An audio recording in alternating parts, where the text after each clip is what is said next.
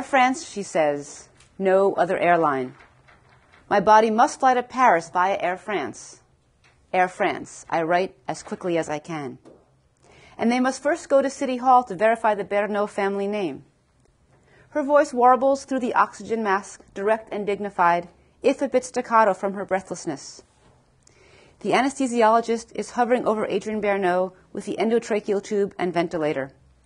Gasping at a rate of 35 breaths per minute, with her wispy neck muscles straining like reeds in a summer storm, there isn't much time. No ceremony before the interment, she continues in her bird-like voice. Just a burial at Rue de la Colonnade. I dutifully transcribe her words as the resident physician silences the insistent alarm on the overhead monitors. The anesthesiologist loads his syringe with succinylcholine. Adrienne Bernot doesn't look 62 years old.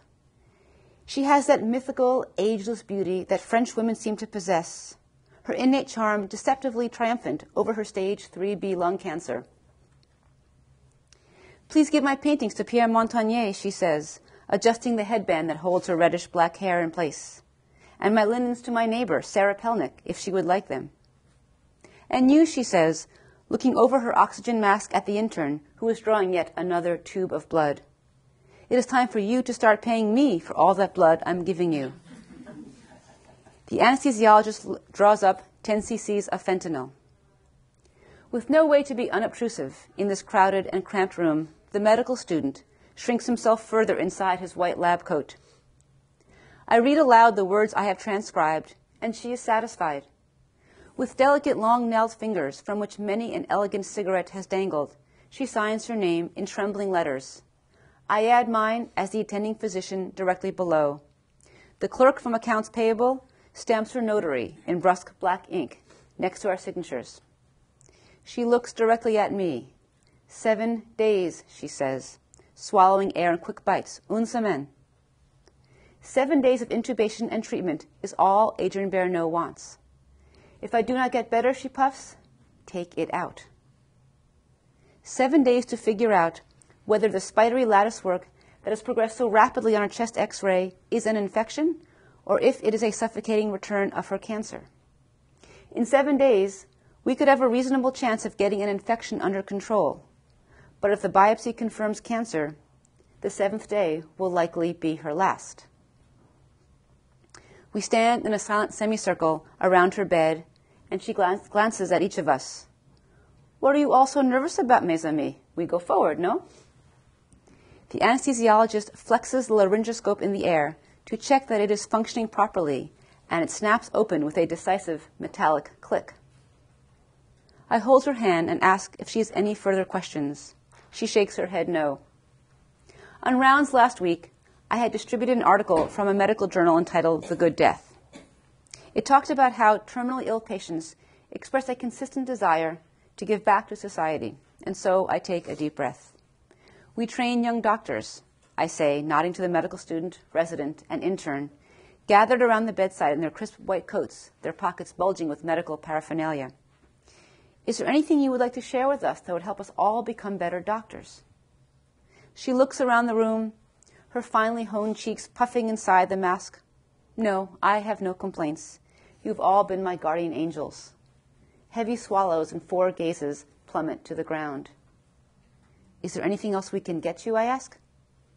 A clean gown, s'il vous plaît. I've made a mess of this one. 4 sighs, a request that we can actually fulfill. The respiratory monitor clangs again to warn of dropping oxygen saturation, and 4 arms rush to silence it. And you promise me, she says, that I sleep through the whole thing, that I do not wake up for the whole week.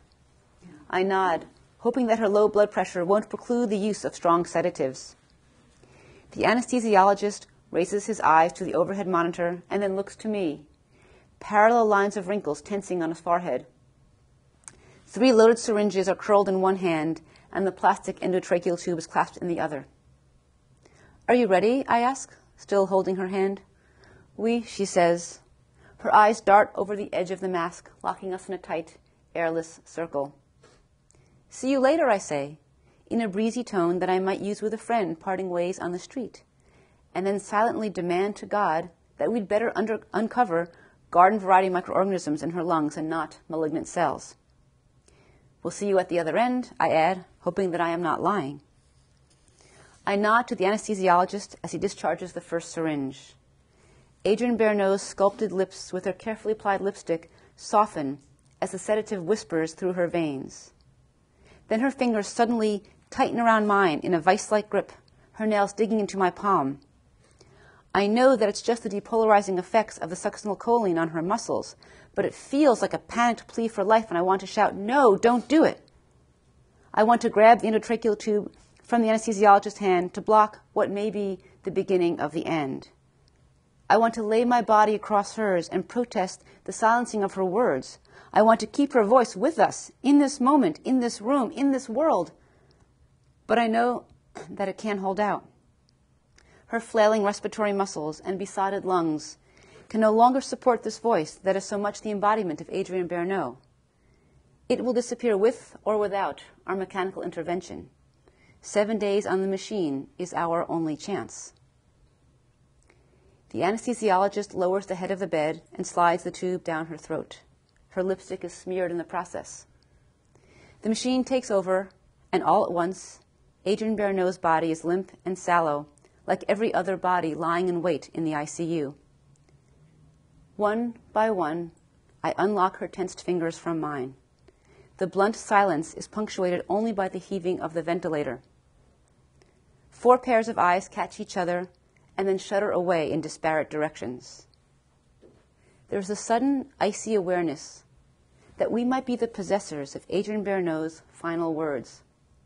We might be the guardians of her last smile, her final joke, her ultimate bon mot. We file out from the room, medical student, intern, resident, attending physician, our hands dangling awkward and useless, our tears threatening to give way. Like an invisible chain, the silent prayer snakes from one to the next, that maybe Adrienne Bernot will indeed speak again, and that we will not be required to carry this burden to our final days. 7 days we wait. 7 days we hold her words.